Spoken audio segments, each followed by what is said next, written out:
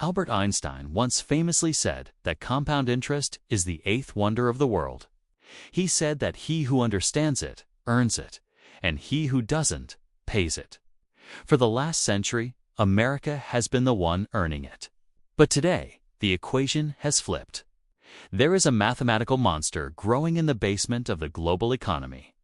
It doesn't sleep, doesn't negotiate, and it doesn't care about your politics. It is a force of nature that has destroyed every single superpower that dared to ignore it. We are not talking about a recession. We are not talking about a stock market correction. We are talking about a mathematical point of no return. The year 2025 isn't just another date on the calendar.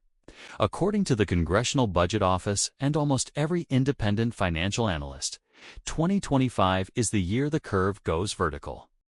It is the year the United States officially enters the death zone of sovereign debt.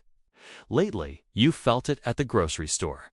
You felt it in the housing market. But those are just the tremors. The earthquake hasn't even started yet. History has seen this exact script play out 3 times before.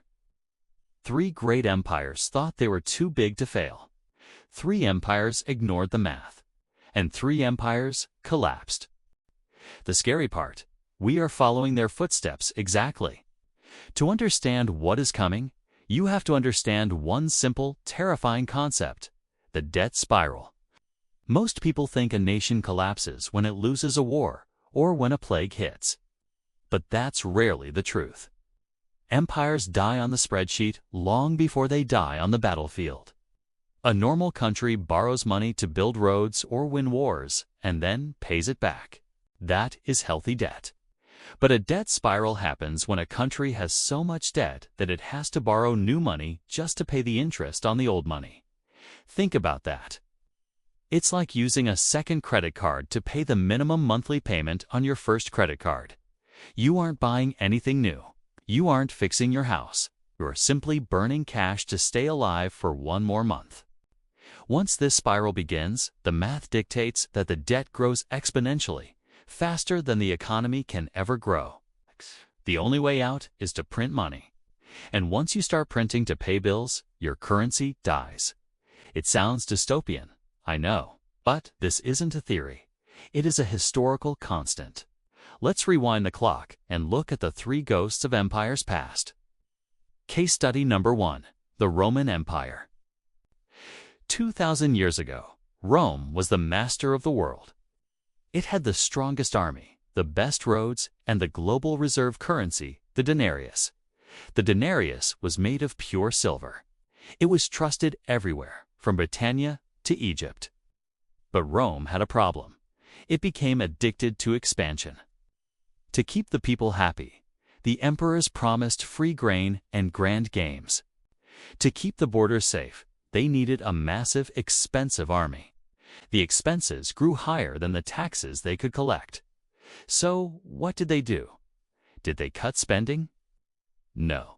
They chose the easy way out. They started clipping the coins. The emperor recalled the silver denarius, melted it down, mixed it with cheap copper, and reissued it. Suddenly, a coin that was 100% silver became 90%, then 50%. Eventually, by the time of Emperor Gallienus, it was just 5% silver with a thin wash on top. They thought they were geniuses. They had created money out of thin air to pay their debts. But the market isn't stupid. Merchants realized the coins were junk. Prices skyrocketed. Soldiers refused to fight for worthless metal. The economy collapsed from the inside, and when the barbarians finally came to the gates, Rome was too bankrupt to stop them. Fast forward to the 1780s. The Kingdom of France. France was the cultural and military superpower of Europe. But King Louis XVI had a spending problem. He had borrowed heavily to fund wars against Britain, ironically, funding the American Revolution. By 1788, the French national debt had reached a critical tipping point. Here is the statistic that should send a shiver down your spine. In 1788, roughly 50% of the entire French national budget was being used just to pay the interest on the debt. Not to build schools, not to pay the army, just to pay the bankers. The king tried to tax the peasantry, but they had nothing left to give. He tried to print paper money, the assignats, but it quickly became worthless toilet paper. When the price of bread eventually cost a week's wages, the people didn't just protest, they brought out the guillotine. The regime didn't fall because of ideology. It fell because of bankruptcy. And finally, the most recent example, the British Empire.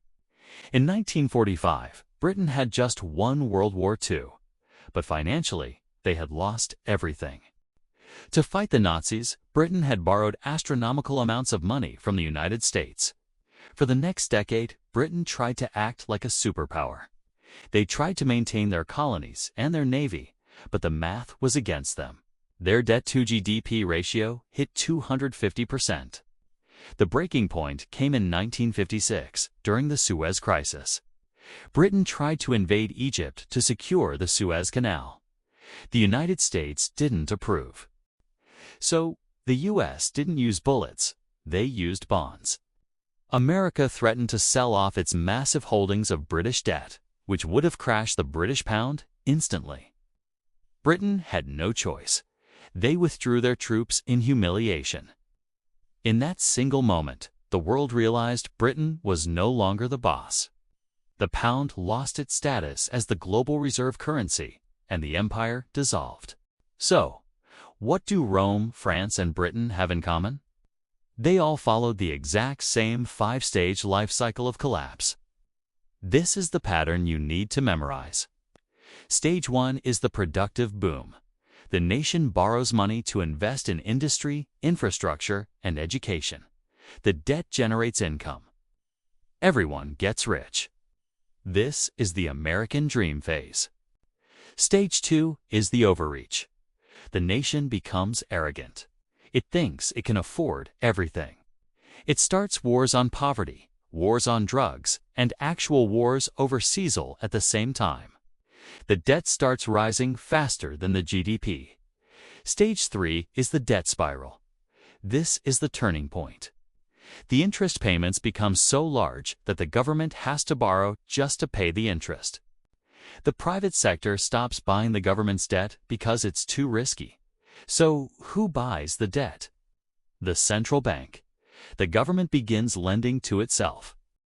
Stage 4 is currency debasement. To keep the scheme going, the central bank prints money. Inflation spikes. The currency loses purchasing power. People start hoarding real assets like gold, land, or commodities. The social contract begins to fray. Stage 5 is the reset. The system mathematically fails. This usually ends in a default, a massive devaluation of the currency, or a total change of government. Now, take a deep breath, because here is the reality of 2025. The United States of America has officially completed Stage 4. Let's look at the data. No opinions, just numbers. The U.S. national debt has surged past $35 trillion. That is a number so big the human brain cannot comprehend it. To put it in perspective, if you spent $1 million every single day since the birth of Jesus, you still wouldn't have spent $1 trillion. America owes 35 times that. But the debt total isn't the problem. The interest is the problem. In 2024, for the first time in history, the U.S. government spent more on interest payments than it spent on the entire national defense budget. We are spending more to pay yesterday's bankers than to defend today's borders. We are spending more on interest than on Medicare, more than on children. The interest is now the second largest item in the federal budget, and it is growing like a cancer. This is the definition of Stage 3, the spiral. And what about Stage 4? Remember the Roman coin clipping? In the last 4 years alone, the U.S. printed 40% of all the dollars that have ever existed in history. The result was the inflation you see at the grocery store. That wasn't a supply chain issue. It was currency debasement. It's just like France in 1788. We are borrowing to pay the interest. Just like Britain in 1956. Our geopolitical rivals China and the BRICS nations are watching our balance sheet, waiting for the moment our debt becomes our weakness. The Federal Reserve is currently trapped. They raise interest rates to kill inflation. The interest payments on the debt become impossible to pay, and the government goes bankrupt. If they lower interest rates to save the government, inflation explodes and the dollar becomes worthless. They are playing a game of Russian roulette with a fully loaded gun. So, what happens next? What does Stage 5 look like for the modern world? If the pattern holds, we are heading toward a period of financial repression. This is not necessarily a Mad Max apocalypse, but it is a slow, painful suffocation of the middle class. To keep the system alive, the government will likely force interest rates below the rate of inflation. This means that if you keep money in the bank, you are losing value every single day. They are essentially taxing your savings to pay off their debt. We will likely see yield curve control, where the Fed prints infinite money to cap borrowing costs. This will save the government, but it will sacrifice the dollar. Prices for everything, food, energy, housing, will grind higher and higher. The $20 hamburger will become the $50 hamburger. And globally, a trust is gone. Central banks around the world are buying gold at the fastest pace since 1967. They are quietly exiting the dollar system because they can do the math too. They know that you cannot print your way to prosperity. When empires fall, it rarely happens overnight. It's a slow erosion of standard of living, a decay of public services, and a widening gap between the rich who own assets and the poor who own dollars. But eventually, the slow erosion hits a cliff. As Hemingway wrote about bankruptcy, it happens gradually, then suddenly. The purpose of this video isn't to scare you, it's to wake you up. The Roman citizen didn't know why his silver coin was turning copper. The French peasant didn't know why bread cost a wheelbarrow of cash. But you have the advantage of history. You have the advantage of seeing the pattern. The debt spiral is not a probability. It is a mathematical certainty. The fuse was lit decades ago, and in 2025, the flame is reaching the powder keg. We cannot stop the politicians from borrowing. We cannot stop the Federal Reserve from printing. But we can prepare ourselves. In a world of debased currency, the only safe haven is real value. Knowledge, skills, and hard assets. History is a brutal teacher, but it is a fair one. It warns those who are willing to listen. The question is, are you listening? I'm Economy Rewind. If you want to survive the economic shifts that are coming, you need to understand the rules of the game. Click that subscribe button and ring the bell. We are just getting started.